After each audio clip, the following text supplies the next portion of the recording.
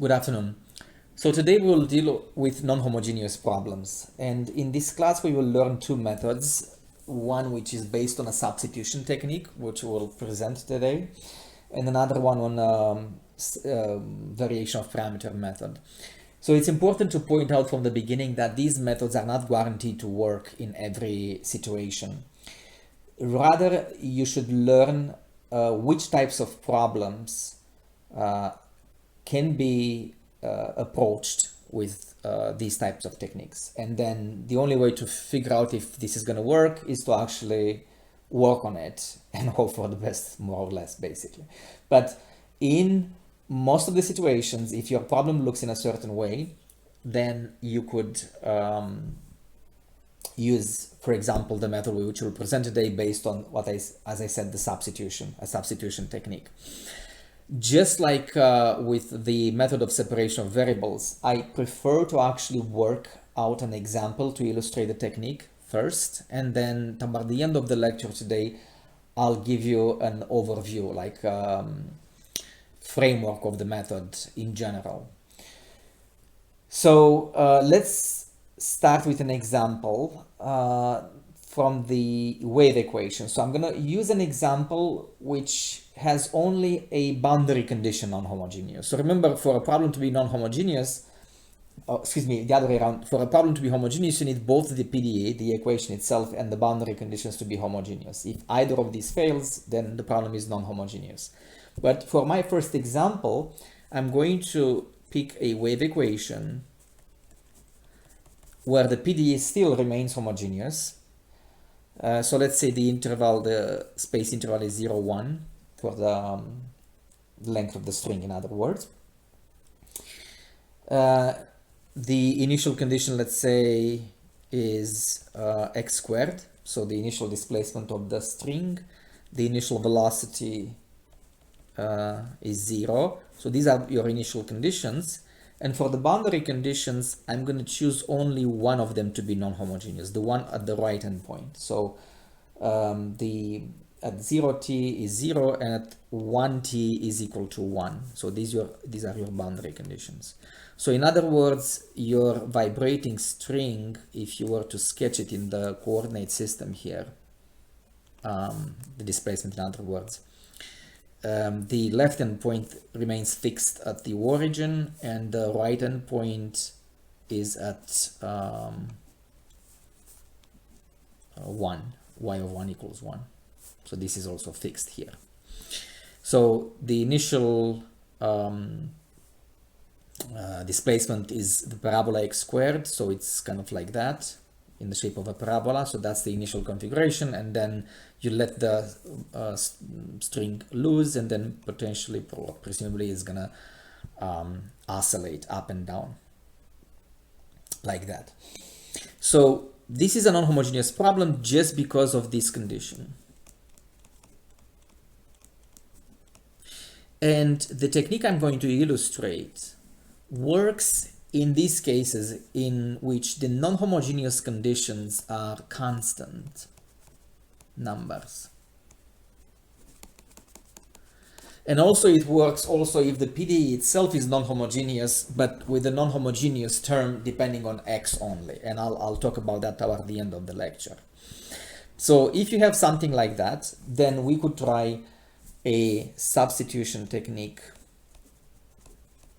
that I'm going to illustrate while I go over this problem.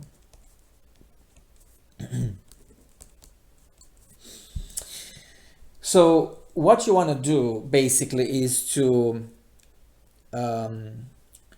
replace your original dependent variable, little y of xt, with a similar variable in x of t. And for the purpose of making things easier to track later, let's call that new variable big Y of xt, plus another function that depends on x only to be determined.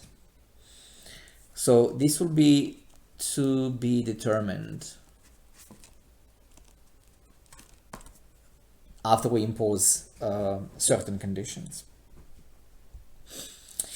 So the goal is basically to construct a homogeneous problem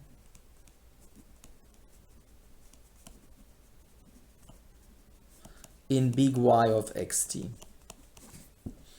So we make this substitution, and when we make this substitution, obviously we're going to plug in the entire substitution into the full problem in the beginning, the PDE and the boundary conditions, with the goal that the resulting problem in big Y of xt becomes homogeneous, which I know how to solve. And then all I have to do after I solve the problem in big Y is to go back and add h of x. Now, h of x comes from imposing this condition that the problem in big Y of xt is homogeneous.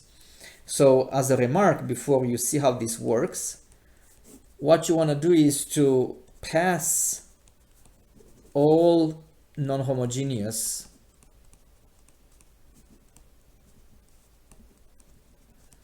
conditions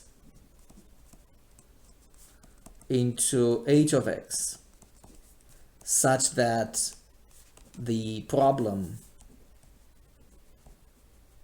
in big Y of xt is homogeneous. So let's illustrate how that works. Now, first of all, notice that on this substitution, if I take partial t twice and partial x twice, pay attention here. So little y partial x twice is going to be big Y partial x twice. I'm going to not write of xt anymore because we understand that big Y is of little xt, plus h double prime of x. We can use the prime notation because h is a single variable function. And then furthermore, little y partial t twice becomes big Y partial t twice, and that's it, plus 0, because partial t of h of x is 0. That is not supposed to depend on t. So when we plug in these into the PDE, the left-hand side becomes big Y t partial t twice equals a squared big Y partial x twice plus h double prime of x. Expand this parenthesis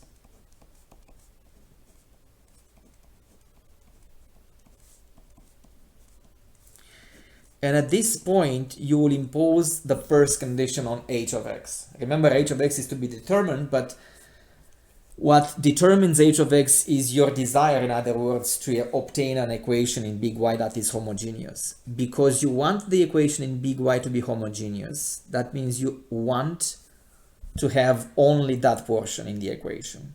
Just big Y t equals a squared big Y xx. So you want a wave equation that is homogeneous in big Y of xt. So everything else needs to be 0. Which in this case means h double prime of x equals 0. So let's keep this in mind. That's one condition. All right, so moving on to the initial conditions. Little y of x0, go back to the substitution, here where I put the star, right, on that rectangle. Big Y of x0 is going to be, small y of x0, right, equals big Y of x0 plus h of x. And this is supposed to be equal to x squared, right? Because the initial condition is y of x0, the little y of x0 equals x squared, which means the corresponding condition for big Y of x0 is x squared minus h of x. So let's keep this in mind as well, because this will be one initial condition for the problem in big Y. Now we do partial t, that's the other initial condition, the 0 velocity. Well, little y partial t is big Y partial t of x0 plus 0, because remember, partial t of h of x will be 0 anyway, and this should be equal to 0. So the corresponding condition for big Y partial t, it's the same as for the small y. These will be the initial conditions for the problem in big Y of xt. Okay, so now let's pay attention how we deal with the boundary conditions.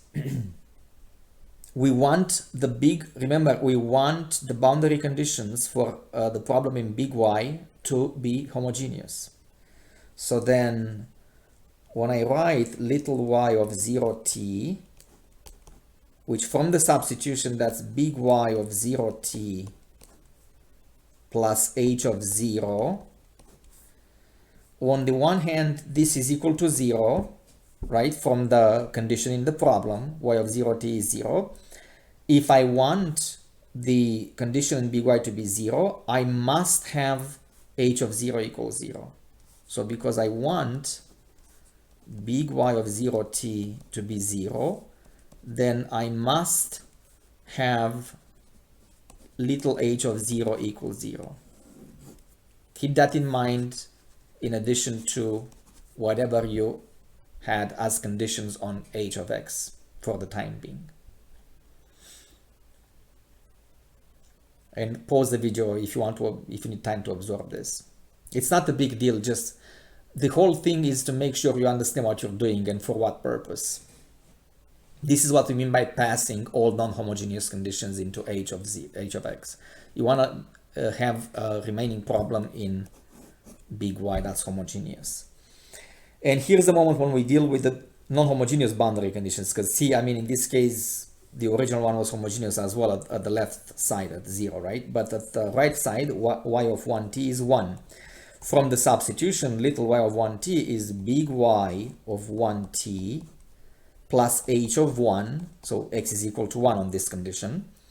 This is equal to 1, that's the condition in the original problem, because we want big Y of 1t to be 0, we want that, then we must have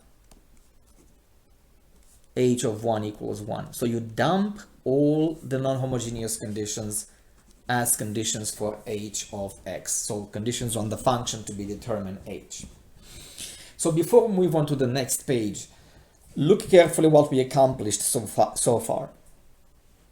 We made a substitution, and by imposing all the conditions that we need in order to have the new variable big Y coming from a homogeneous problem with homogeneous boundary conditions, we obtain a boundary value problem that gives me h of x. So you have h double prime of x equals 0 together with some boundary conditions for that problem in h. So if I can find that boundary value, if I can solve that boundary value problem for h of x, so if I can find that this h of x satisfying these conditions, h double prime equals 0, h of 0, 0, h of 1, 1, then all I have to do then is to solve the problem in big Y. And at the end of the problem, at the end of everything, all I got to do is to go back to the substitution and just provide the solution of the original problem by adding h of x to big Y of xt. So from this point on, with the exception of this last step when we add h of x, the problem now becomes a homogeneous wave equation that we know how to solve, and we will do it starting with the next page. So stay tuned. All right, so we summarize what we had on the previous page. The function h of x given by the boundary value problem on the left side, then the homogeneous wave equation in big Y. So as I said on the previous page, later, after we're done with solving these two problems, we're going to provide the solution little y of xt, big Y of xt plus h of x, right? We come back to the substitution. Now let's solve the boundary value problem for h. We met this before in other situations, of course. H double prime of x equals 0. You integrate twice. That means h prime of x is a constant. Let's call it m. We integrate it one more time. So then h of x becomes mx plus n. So h of x happens to be a linear function. Now, sometimes when you solve this h of x satisfying these conditions, you don't get a unique solution, and that's actually perfectly fine. It's even better, in fact. If that happens, choose the easiest possible one. And sometimes you can get a solution, and that means the method simply doesn't work under the conditions or you have in the problem. So let's see, h of 0 equals 0. Now we impose the conditions, the boundary conditions. That means m times 0 plus n equals 0, which means n must be 0. And h of 1 equals 1. That gives me m times 1 plus n, which is already determined, equals 1. So m is equal to 1. So in this case, h of x must be equal to x.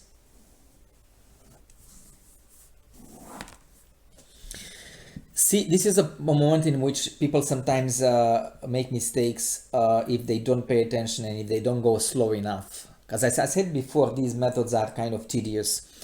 When you move to solve big Y, remember the initial conditions for the problem in big Y are not always the same as the initial condition of the original problem. So remember, the original problem in small y of xt had the initial condition x squared, right? But now because of this substitution, the initial condition for the problem in big Y of xt is actually x squared minus the newly determined h of x.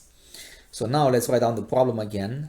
In big Y, the initial condition is now actually x squared minus x, because h of x is x, and then everything else is homogeneous. So partial t at x0 is 0, and of course boundary conditions which are now homogeneous, because that was the whole point of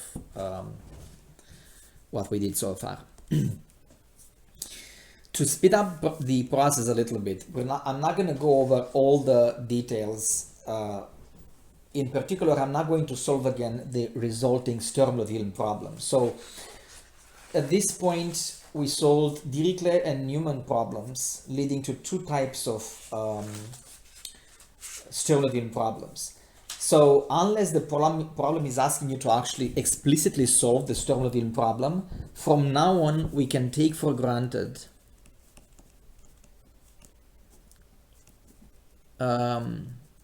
the solution of various Sturm-Liouville problems. Liouville.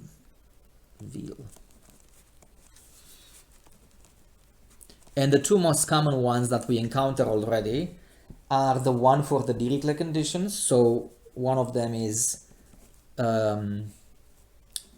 x double prime plus lambda x equals 0 with the conditions x of 0 equals x of c equals 0 leads to eigenvalues n pi over c squared and the corresponding eigenfunctions sine of n pi x over c. That's one we often use. And another one with Newman type conditions, x prime of 0 equals x prime of c equals 0, leads to eigenvalues 0, corresponding eigenfunction 1, and then eigenvalues like before n pi over c squared, eigenfunctions cosine of n pi x over c. So in our example here, we're going to obviously need the first one because we have Dirichlet type conditions. Once we do the separation of variables, of course. So we're going to just use this when the time comes. Now let's go over again the process of separation of variables, although this one is also the same as before, but just to reinforce again those steps. So we assume that big Y of xt has the product form, big X of little x, big T of little t. We plug in the product form into the full problem. So on the left side, we have big X T double prime. On the right hand side, a squared X double prime big T. And now we separate the equation and we introduce a separating constant So t double prime over a squared t minus lambda. Now let's see what happens to the initial and boundary conditions when we plug in the product form. So we do that for the homogeneous conditions, obviously, because remember, the non-homogeneous initial condition, we deal with this at the end of the problem. So y partial t at x0 is in fact big X of little x t prime of 0 equals 0. And then in the boundary conditions, we have big X of 0, big T of little t equals big X of 1, big T of little t equals 0. For this to be 0, for this condition to be satisfied and to have non-zero solutions as we have, we must have, as we need, we must have t prime of 0 equals 0, and we must have big X of 0 equals big X of 1 equals 0. This is the moment when you identify the Sturm-Liouville problem that you have in the actual exercise that you're dealing with, right? So the equation in big X, x double prime plus lambda x equals 0, is attached to the boundary conditions x of 0 equals x of 1 equals 0. So now if you're allowed to use a previously resolved Sturm-Liouville problem, look up and identify the type you have. So notice in this case, c is equal to 1. You are in the interval 0, 1. So just write directly that the eigenfunctions, the eigenvalues are n pi over 1 squared, and the corresponding eigenfunctions are sine of n pi x. So you don't go through the whole tribulations of solving for that eigenfunction and eigenvalue.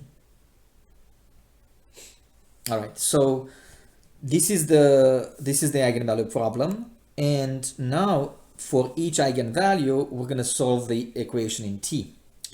So, or the problem in T, big T. So the problem in big T is T double prime equals minus lambda a squared t, but you solve that for every lambda n, right? So that means you can just replace at this point lambda with lambda n, which is n pi squared a squared t, together with the condition t prime of 0 equals 0. At this point, we're gonna just denote the solution by Tn. So big Tn of little t, that's an exponential. So that's gonna be, not an exponential, sorry about that. This is gonna be a combination of cosine and sine, right? Because it's a second order ODE, right? So the characteristics, let's write it down again here. So t double prime plus n pi a squared t equals 0. This is a second order ODE with complex roots, right? So the characteristic roots are plus minus n pi a. So the solution for Tn of little t, it's a combination of cosine and sine n pi a little t. Again, very important to be consistent with the notation. These constants in the linear combination, index them by n as well, right? Because again, we do this for n from 1, 2, 3, and so on. So you solve, you have an equation like this for every n from 1, 2, 3, and so on. So the solution for Tn of little t is going to be an cosine of n pi a little t plus bn sine of n pi a little t. All right, so let's not rush and not forget that we have t prime of 0 equals 0. So that means we need to impose that condition at this moment. First, we need to differentiate and then plug in 0 for t. So Tn prime of t becomes, with the chain rule here, becomes minus n pi a an sine of n pi a t plus n pi a bn cosine of n pi a t.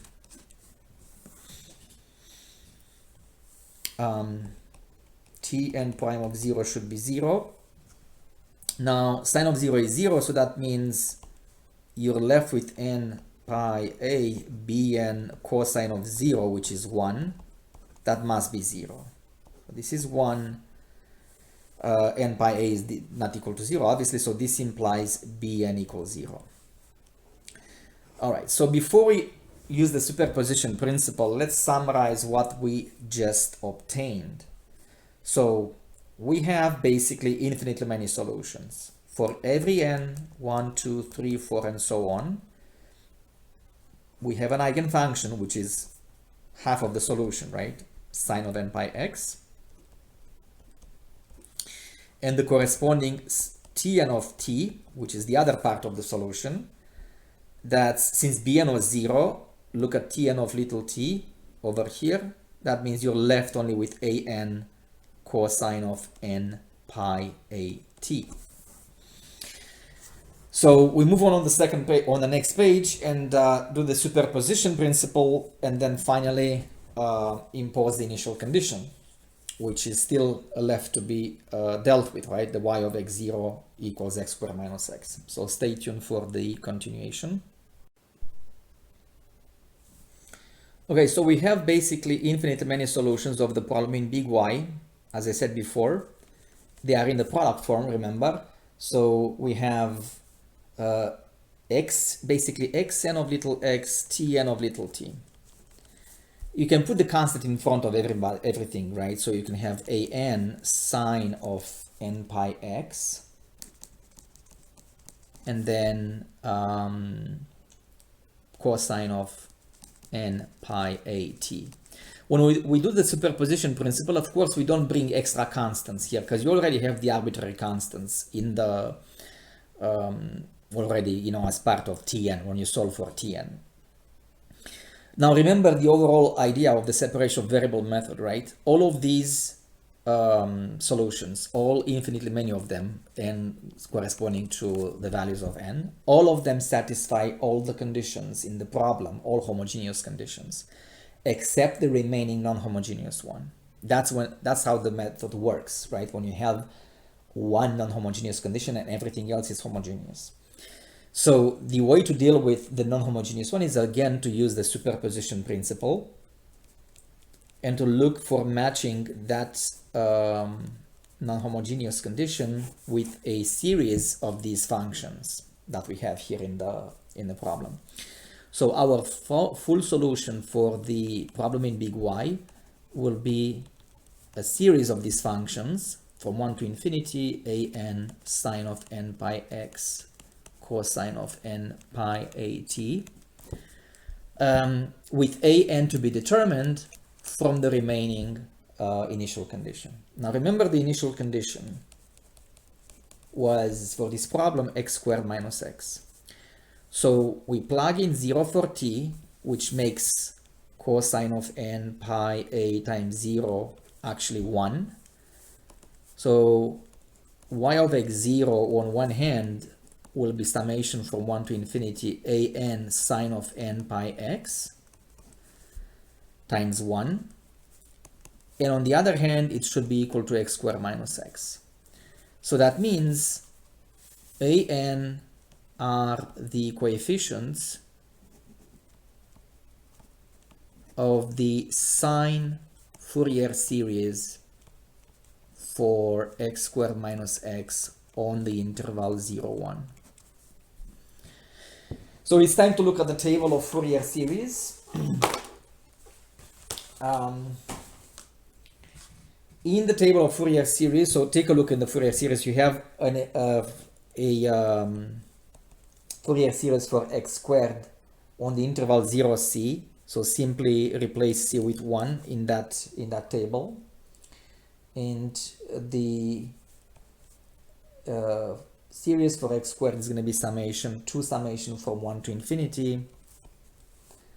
This one has an ugly coefficient here, minus 1 to the n plus 1 over n pi minus 2, 1 minus negative 1 to the n over n pi third sine of n pi x. Also, the table gives you on the interval 0 pi the series for x. Be careful to change the interval. So I'm going to leave you to do that as an exercise. You have to replace x with pi x in that table to adjust the interval. But when you do that, the series for x on the interval 0, 1 will be 2 over pi summation from 1 to infinity minus 1 to the n plus 1 over n sine of n pi x. Okay, see, because these coefficients are so tedious, it's enough for the purpose of getting full credit when you go over problems like this in exams to just state once what an is equal to, and you don't need to rewrite it one more time. So first of all, because I have to combine x squared minus x, right, into a single series, I'll have to bring this inside the summation and take the difference of the two. So x squared minus x will be 2 minus 1 to the n plus 1 over n pi minus 4, 1 minus negative 1 to the n over n pi third. Then we pull out sine of pi x. So it's going to be minus 2 over n pi minus 1 to the n plus 1 sine of n pi x. You don't have to simplify it further unless you have some obvious simplification, which I think we actually have in this case. 2 over n pi. Yeah, these two simplify. So basically an, because you're going to match this with the series in the actual initial condition. So an will be minus 4, or if you change the sign there, it's going to be like 4 times minus 1 to the n minus 1 over n pi third. Once you identify the coefficient, then you can just use an later, and you don't have to keep on writing what an is equal to, especially if it's rather tedious, like in this case. So we're not done, because it's important to go back to the substitution, remember? I mean, it's not important, it's just necessary. So at this point, we managed to find the solution for big y of xt. I mean, we're nearly done, obviously. It's not more, it's not much to say except adding back h of x. So big y of xt, going back here, is just summation from 1 to infinity an, let's just write an, we know what it is, sine of n pi x cosine of n pi at. And then finally going back to the substitution and remembering that originally the original variable y of xt is big Y of xt plus h of x, which was equal to x, right? That was the value of h of x. I even forgot what h of x was, but it's equal to x. And then now the full solution therefore is going to be summation from 1 to infinity an sine of n pi x cosine of n pi at, and outside the summation plus this x. And we're finally done with the problem. So in some exam problems, sometimes I will only ask you to find h of x, for example, or to just indicate what type of series you have to use. So there is portions of the problem, because if they're too long, I may ask only for a piece of it, if not the whole of it. But of course, be prepared to know all steps from top to bottom. Now, on the next page, I'm going to illustrate in general how the method works, like guidelines of this type of method. And maybe another quick, not full example, but just how it starts with slightly different conditions, just to illustrate further. So stay tuned for the next page. All right, so let's see what types of problems are suitable for this method. So I'm going to illustrate it with the wave equation, but it can be heat equation. It's the same. The PDE, it's not important as long as it's homogeneous and linear to begin with, right? But then with a certain type of non-homogeneous term. So you want the non-homogeneous term to be only dependent on x. So for example, plus some function of x. Now in the previous example, that function was 0. I'll show you a quick example when it's not 0. But as long as your non-homogeneous term in the PDE depends on x, it can be a constant as well, but let's just say it depends on x only and not on t, then it's still suitable for this method. Then you should have, of course, the typical initial conditions, one of which can be non-homogeneous. So for example, y of x0, the initial displacement, let's say, is a function of x, a non-function f of x. The initial velocity must be 0, and boundary conditions must be constant. So for example, let's say you are on the interval 0c, right? So x is between 0 and c. So you have y of 0t equals some number. I can't use a, sorry. Let's say little m. And then y of ct little n. So these should be constant. That's another requirement. So non-homogeneous condition that depends on x on the PDE, if there is any, right? G of x could be 0 or a constant. Boundary conditions which are constant themselves.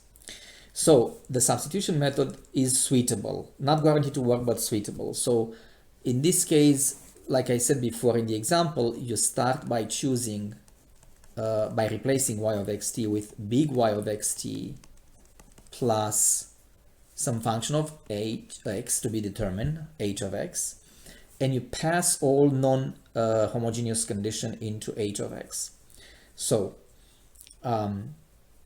first of all, once again, remember, we need to take these derivatives, right? So y partial t will be big Y partial t plus 0. Partial t of h of x is 0. Make sure you understand this stuff here.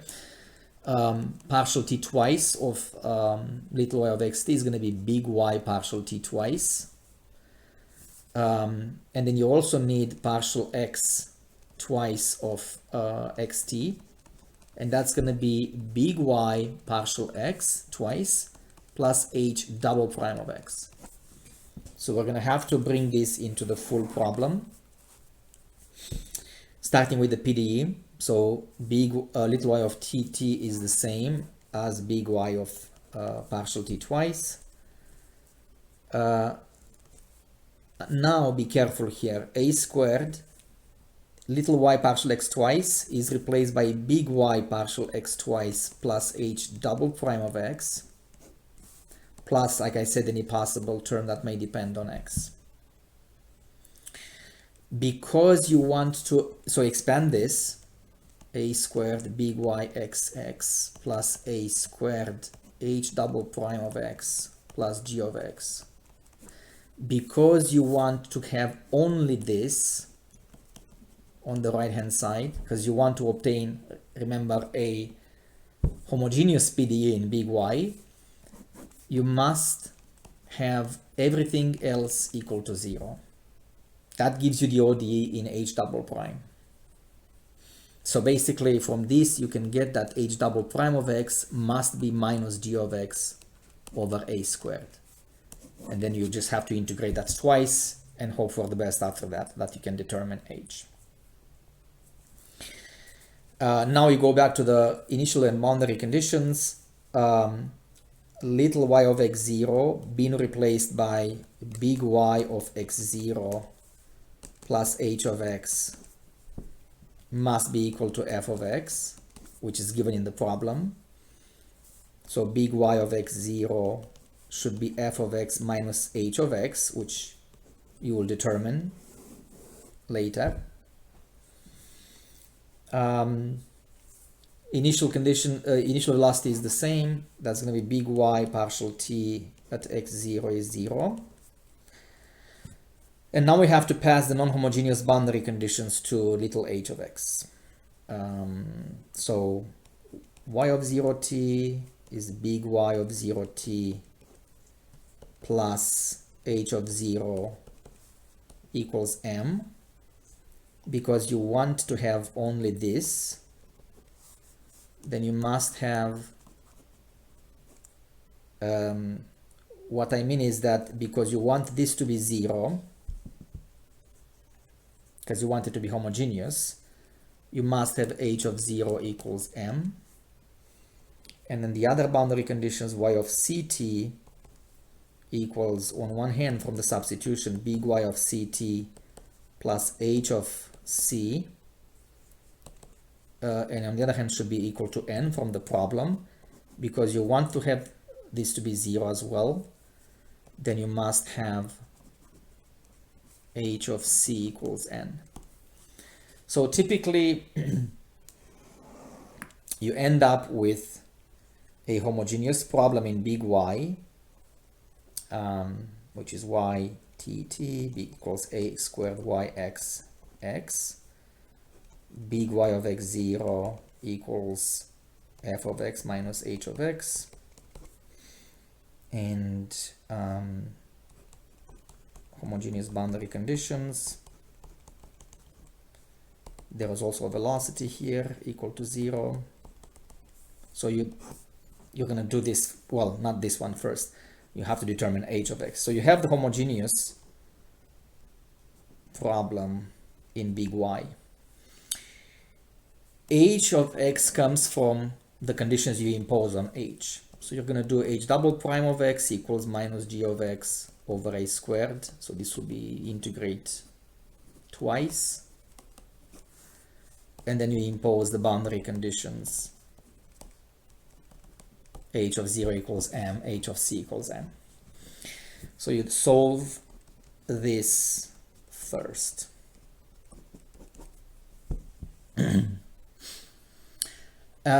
So I think, yeah, let's do just a quick illustration on the next page. And then I think that's it for today. Not the full problem, just a quick illustration. So stay tuned.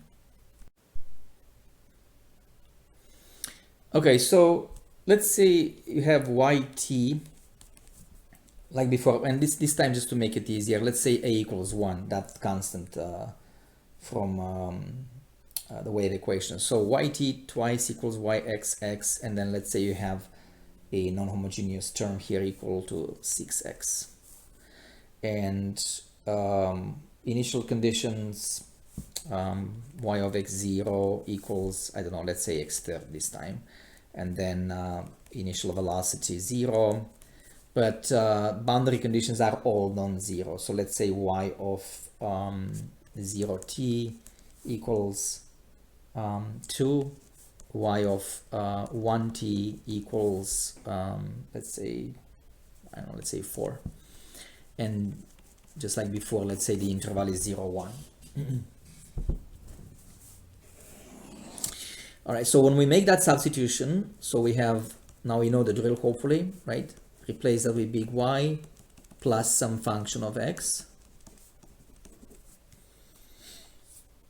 And let's go ahead and replace this substitution into the full problem, starting with the PDE. So we have big YT on the left side plus 0. I'm just indicating here when we do partial t, h of x, that's 0, obviously. And on the right hand side, we have big Y partial x twice plus h double prime of x plus 6x. And let's see, boundary conditions, I mean the initial conditions, little y of x0 is big Y of x0 plus h of x, that's x third. And little y partial t at x0, this happens to be just big Y partial t at x0, which should be 0.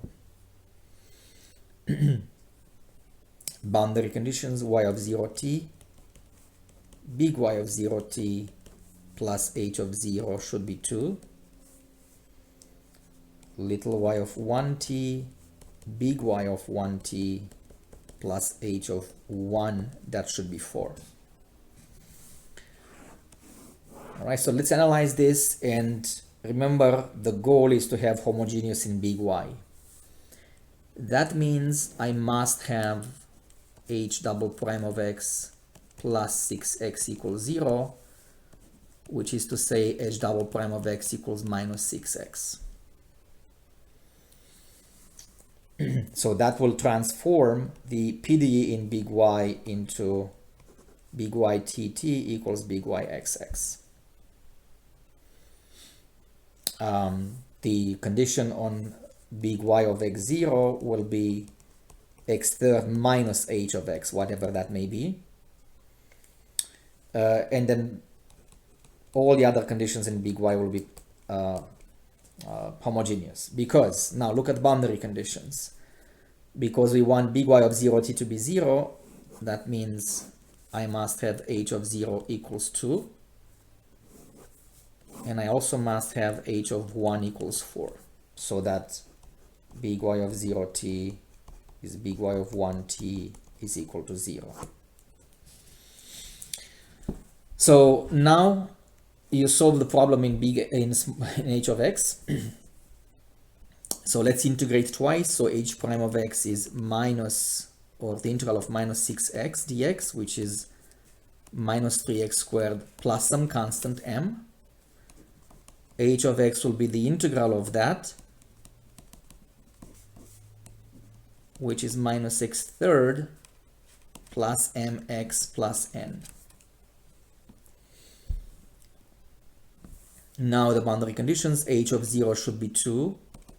That just gives me n equals 2. And then h of 1 should be 4.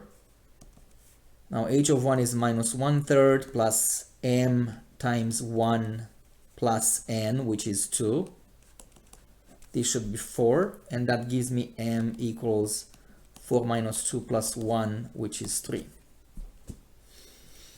So h of x is, in the end, minus x third plus 3x plus 2.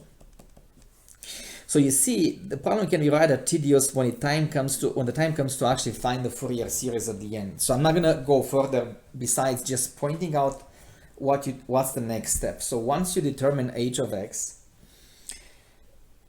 you obviously bring it here and you say, okay, my initial condition in the problem for big Y of xt is x third minus quantity minus x third plus 3x plus 2, which is 2x third minus 3x plus 2.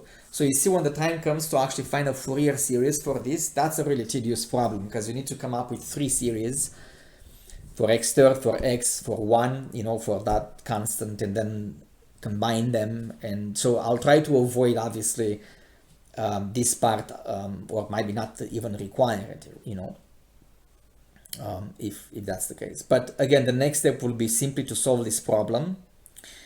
And then when the time comes, when you're done, to add back h of x to the full solution you get for this problem. So in the end, your solution is whatever you get for big Y of xt plus h of x, which is this guy. All right, so I hope that's clear. Obviously go slow with the problems you have in the homework. And I think the next topic will be an example that leads to a Fourier series, not just sine and cosine, but both. We're going to have another lecture probably with just examples, not from top to finish, but just to practice. And then we're going to move on, obviously, to other topics, other types of problems to deal with. So that's it for today.